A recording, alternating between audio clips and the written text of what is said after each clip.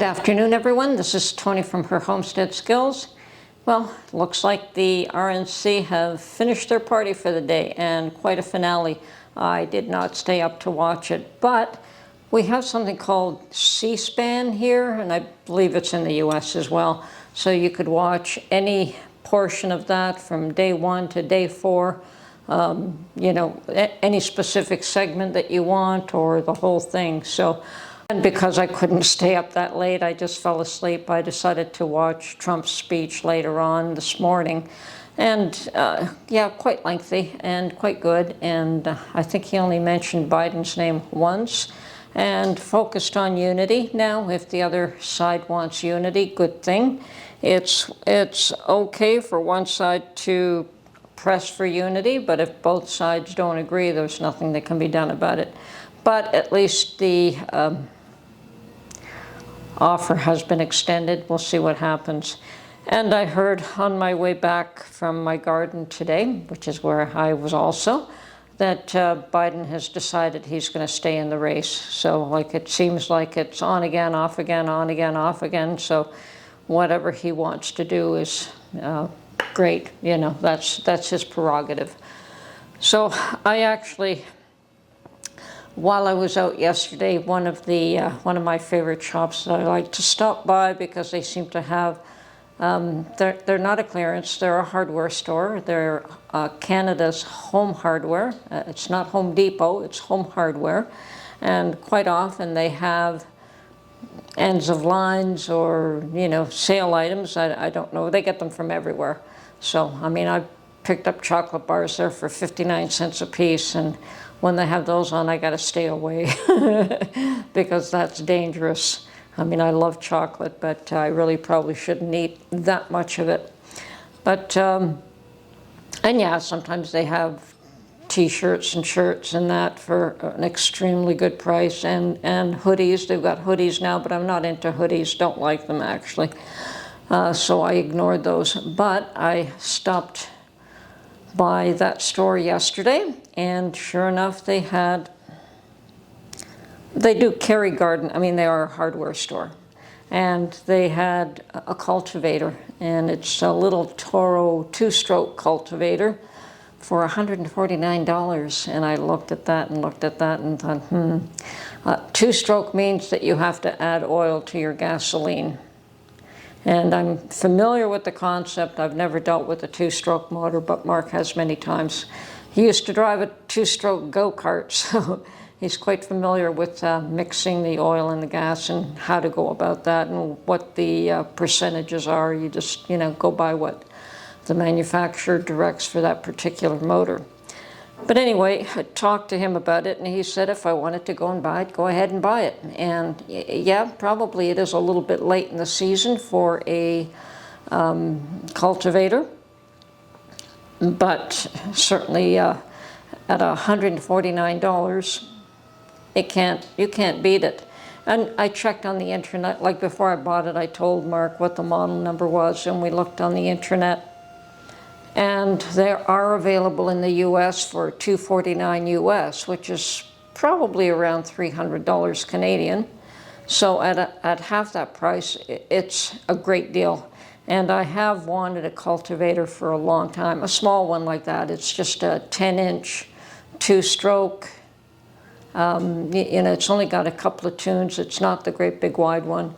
Something that I can handle, like, you know, it's something that I can put in and out of the trunk of my car, and that I can actually use because I'm not that strong. So a little 2-stroke engine one is just fine by me. And so, yeah, I did go pick it up this morning, and after I picked it up, I called Mark and told him, yep, I've got it. And he said, okay, I'll meet you at the garden, so that he could open it up, go through the process, show me. He went and bought the oil, and I went and bought a liter of gas. And we got there, and he took the unit apart, put it all together, and mixed the oil and gas and got it started. Now the hardest part was the pull string getting it started, and I know I'm going to have trouble with that. We used to have a gas lawnmower, and I always had trouble with the pull string, so always had to get him to start that.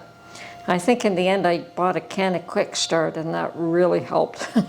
And I may revert to that if I can't figure out how to pull that. But anyway, he said it was something to do with the choke. You know, he had the choke fully on, and then he had lifted it up a bit, and he actually managed to get it started. But it did take him quite a number of pulls, and we weren't sure whether it was the, you know, just the fluid going through the engine. You know, although it had been primed, yeah, and that sort of thing, it's still the first time around, could be a little bit difficult, but, and I used it. He said goodbye and left me and went, did his thing, like he had offered to get it started for me, but yes, I bought this unit so that I could use it. So he left me to it, and I did turn the soil. It was still far too damp, but I did turn a bit of the soil. I was testing it to see how successful I was at using this thing. And it will take a little bit of practice to learn how to use it properly, but the soil was still too damp from the monsoon that we had 2 days ago. So when it's slightly drier, it might be easier. I think if it's too dry, it would be too hard as well, but you know, there's that fine point where the soil is best worked. Anyway, I used it, learned how to use it, turned it off, and then I couldn't pull that, I couldn't start it again. I tried. I thought, okay, well, I should try to start it myself.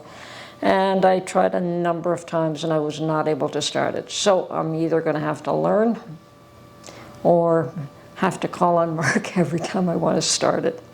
But I did bring it home, and I put it in storage for the time being because I probably will not use it. Perhaps I'll use it in the fall just to prep the ground, but I normally just leave the garden to the birds and the bees and everything when I'm done with it. I don't really clean it out in the fall, although it's probably a best thing to do. So I may do that this year and turn the soil. And I had considered, yes, that I'll cover it so that in the spring it's not totally weed bound.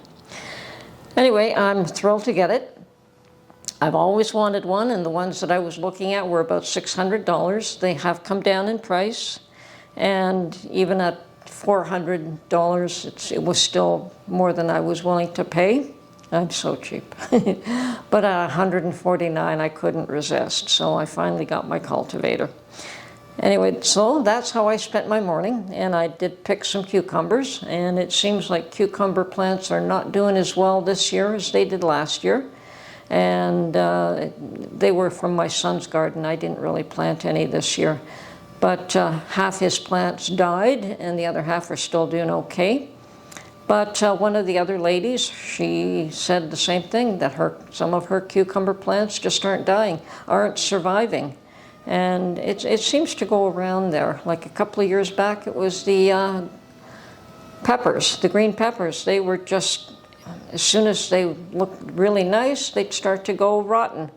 And peppers this year are doing awesome. So it seems to go in cycles, that one type of produce is successful while the other one is not. Tomatoes are doing beautifully, peppers are doing beautifully. And hopefully my beans will produce, but beans don't take as long as other produce. And the bunnies have decimated the beans, but I still have some that are growing, so we'll see what happens with them. Anyway, busy day. As I said, when I was finished with my cultivator, I kind of washed it down a bit and washed the mud off the wheels anyway, and made sure that there was nothing tangled around the tunes, and put it away in storage. So, yay, happy to have that tool. Tools are always good to have. And oh, the awesomeness thing happened. I had bought these, or Mark had bought for me a pair of Felco pruners years and years ago, and Felco pruners are the best on the market as far as I'm concerned. And I think even then, about 10 years ago, they were about $70, $80 for this pair of pruners. And you can replace the blades. You can, you can rework these if you need to. But I had always been terribly upset that I lost my Falco pruners, and I don't know what happened to them. And I ended up buying a second pair.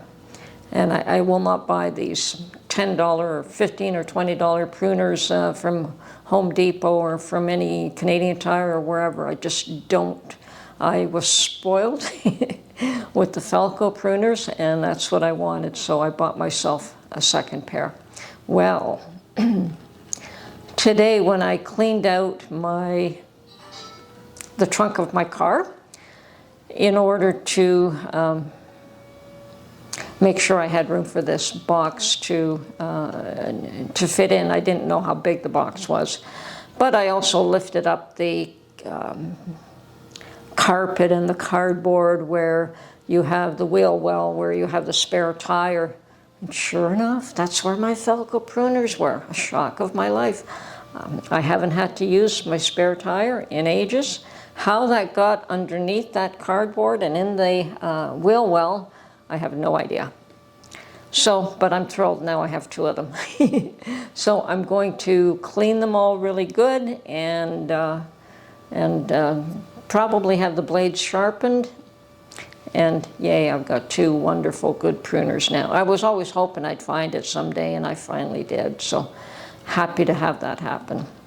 Anyway, I'm having a good day. I'm exhausted. I played with my new little cultivator there for a while, and yes, I can handle it. You know, I'm not a big person. I'm only about 120 pounds, and you know, a larger cultivator I would never be able to handle. So this little one, you know, it'll do the job for me, and hopefully I can use it to keep the weeds down, if nothing else. But I think in the spring it'll certainly be helpful to help cultivate the ground. Anyway, oh yes, and I also picked some cucumbers for my son. He told me he picked some yesterday and wanted to bring them, and I said, don't bring them to me now. I said, I'll pick my own. I'll pick them myself one day, and I'll make you a jar of dill pickles, and no problem. But I have to get the jar ready, and of course I had to get the dill.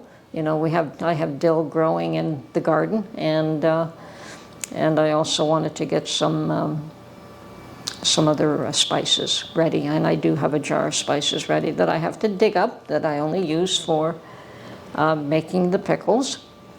So I will make him a jar right now and ferment them. That's how I make them. I ferment them. Okay, so I've still got a little bit of work cut out for me today, and hope everyone else is having a great day. I'm glad to see that the RNC, the Republican National Convention, that they were having such a great, wonderful time. It's good to see people happy, and especially ones that have been terribly upset about things for so long. It's good to see them happy and having a good time. And hopefully the other one will be as uplifting as this one was. Okay, explain it. Okay, on the back of this one, there was a chart. And at 50 to 1. That's about 25, but it won't hurt. As long as you don't go silly with putting too much oil in, it won't do any damage. Okay. But you always want to have at least the correct amount in. And never run the motor without oil in the fuel, because it has a life expectancy of about 3 to 5 minutes. I know, because I rebuilt Skidmore's snowblower. What if you run out of total fuel in the motor? Is that okay? It'll just shut down? It's probably not really good for it, but it's not going to kill it. Okay.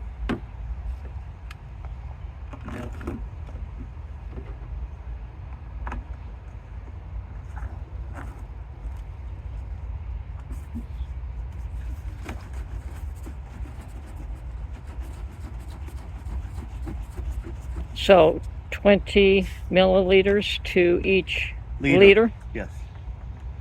And I bought you this little measuring cup. I see that. Little measuring cup. You might want to put a piece of tape at the 20 mil. Oh yeah, good idea. Spot in case you forget. Yep, good idea. I'll take it home and do that. Now, do you need any tools to put the rest of it together, or? I don't think so, Good. but if I need tools, they're 5 minutes away, so Okay. it's not a big deal. Oh, yeah. That's true. All my stuff's 5 minutes away. That's true. It looks like you got a fair-sized gas tank.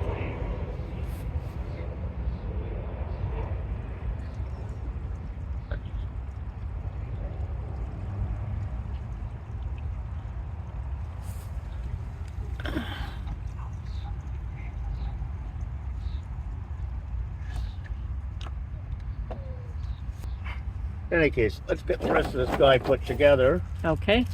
Then we can start him up and see how he works. Okay, and I can give the wagon back to Johanna. I'm going to go to the car, get a paper towel for that cup. Yep. And Oh yeah, you're gonna need to always have a paper towel or a rag in there. yeah. Well, I have a rag, but it's dirty, so I'm going to just go Yeah, and that's the other thing. The inside of that cup has to remain spotless. Okay, sounds good. Because you will kill motors. Okay. It's at the back. Okay. That's an on-off switch there. Okay. Oh, so to start the engine, I have to turn that on first? You have to turn it on before it'll start. Okay. And there's apparently a primer on this someplace. I gotta Is find that this it? That looks like a choke, but Oh, I'm okay. not sure. What does it say? Choke there? Choke, run.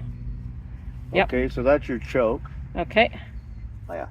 Anyway, this is Tony from Her Homestead Skills. I'm hoping you are all having a wonderful and productive day as well.